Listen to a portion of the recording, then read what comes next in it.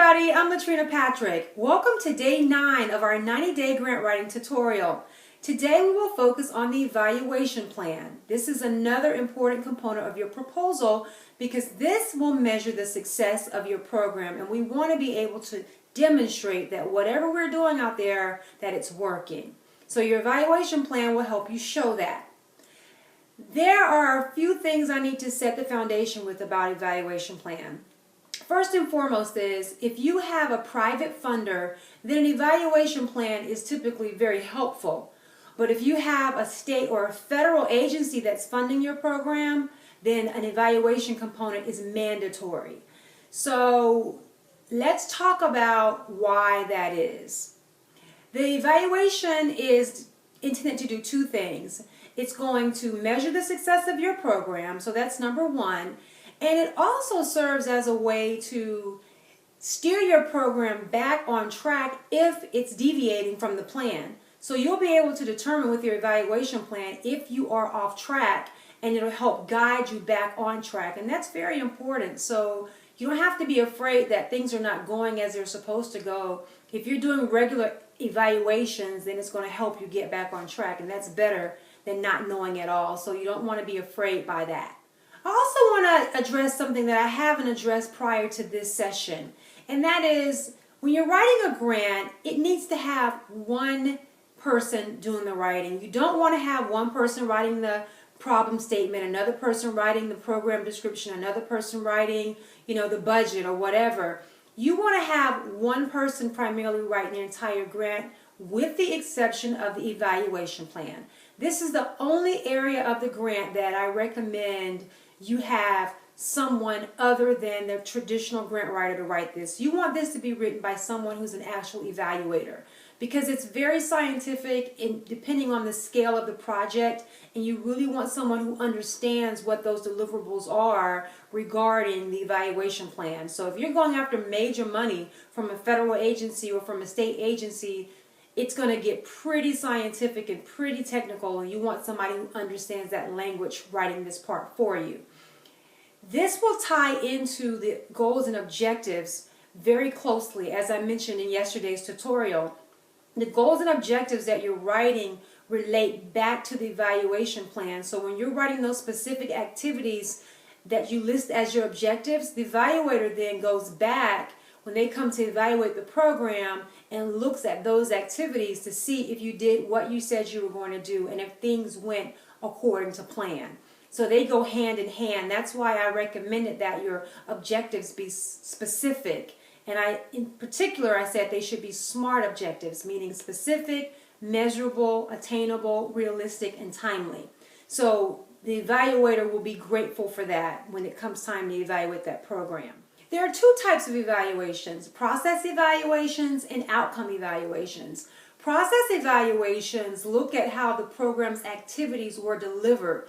It's basically a tool that will help you measure the overall quality of your program. Outcome evaluations look at results. So this is going to tell you whether or not your program had a direct effect on your targeted program recipients.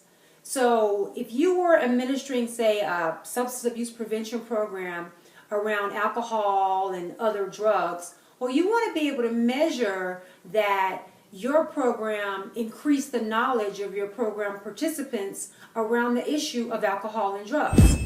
So here are a couple of general rules when it comes to evaluation.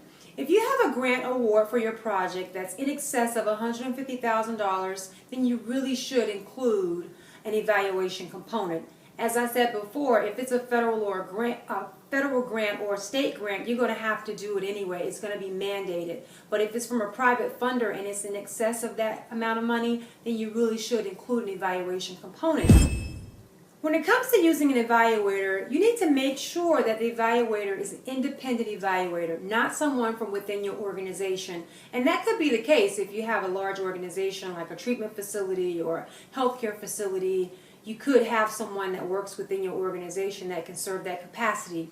You don't want to do that. You want to keep this as above board as possible, because if you're in a situation where an evaluation is looking bad or reflecting bad on your program, or your organization, you don't want someone who has something at stake writing that evaluation plan. So you want to make sure that it's someone that's objective and outside of your organization.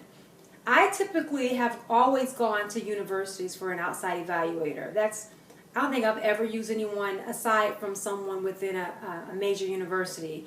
And they have tons of people in several departments that you can go to that will be willing to do this for you. Typically, you're going to find someone that you have a relationship with, that you've worked with on other projects, but you usually find those people in a major university. So that's where I would start if you've never done that before. The evaluation also needs to be included in your budget. A rule of thumb is you need to allocate at least 15 to 20% of your budget towards the evaluation. So you can see why if it's in excess of $150,000, then that shouldn't be a problem. If it's a smaller grant from a foundation, $10,000, $15,000, $20,000, then you don't need to do that. You just need to write some narrative around how you're going to evaluate your program. You don't need to go out and hire an evaluator. So that does it for this session on evaluation. I hope that was helpful for you. If you have any questions or comments about this particular session, please post your questions here on our YouTube channel.